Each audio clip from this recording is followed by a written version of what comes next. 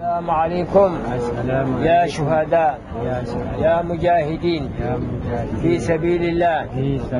رضي الله عنكم وأرضاكم اللهم لا تحرمنا أجرهم واغفر لنا ولوالدينا وللمؤمنين واحشرنا مع النبيين.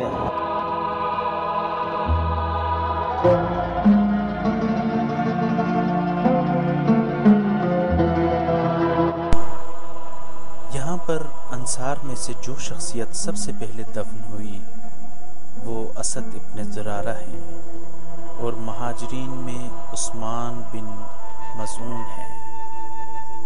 اس کے بعد رسول خدا صلی اللہ علیہ وآلہ وسلم کے فرزند جناب ابراہیم کو اس قبرستان میں دفن کیا گیا ہے، اور اس طرح مدینے کے لوگ اپنے قوم و خاندان سے متعلقہ اجساد کو یہاں دفن کرنے لگے۔ قبائل مدینہ بقیع کے کچھ حصوں کو درختوں اور اس کے ریشوں سے صاف کر کے اسی مقصد کے لیے تیار کرتے تھے۔ اسی طرح آہستہ آہستہ مدینے کا قدیمی بنی سلمہ اور بنی حزام قبرستان متروک ہو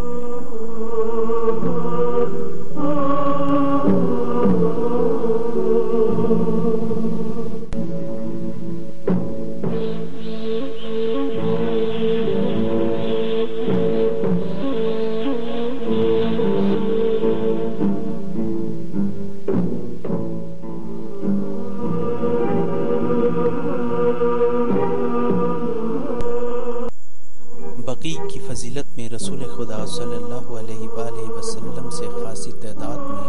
احادیث نقل ہوئی ہیں۔ آپ صلی اللہ علیہ وآلہ وسلم نے فرمایا،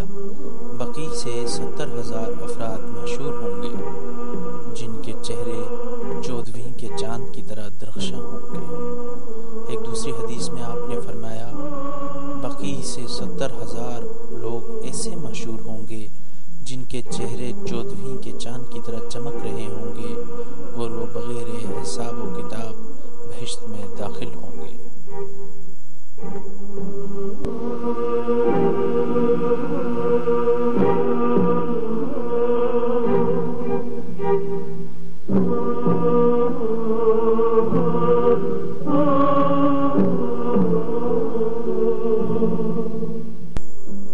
آئمہ بقیع کے مزارات کی تاریخ میں ہے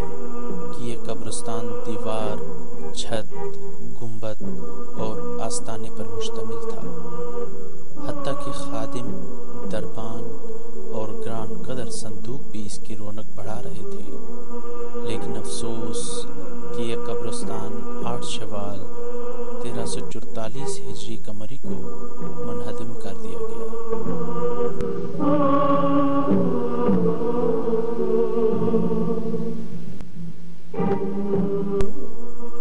باوجود کہ بقیع کی حالت 14 صدیاں گزر جانے کے بعد مکمل طور پر اب بدل چکی ہے، لیکن اس کے بعد بھی قبور کی یہی تعداد موجود ہے، اور مورخین کے قول کی بنیاد پر اس قبرستان کی خاص نظم و ضبط و ترتیب کی آغاز ہے۔ مثال کے طور پر رسول اللہ صلی اللہ علیہ وآلہ وسلم کے خاندان سے تعلق رکھنے والے افراد کی قبور بقیع کے مغربی حصے میں ہیں، اور چاروں ائمہ معصومین علیہ السلام کی قبور یا جناب عباس اور فاطمہ بنت اسد کی قبور ایک مخصوص مقام پر، آپ کے ازواج ایک دوسری جگہ پر، نیز آپ کی پالک بیٹیاں ایک اور جگہ مدفون ہیں۔ چنانچہ بعض مورخین اور محققین کی مختلف تعبیروں اور صریح جملوں سے یہ نتیجہ اخذ ہوتا ہے کہ بقیع کے اطراف میں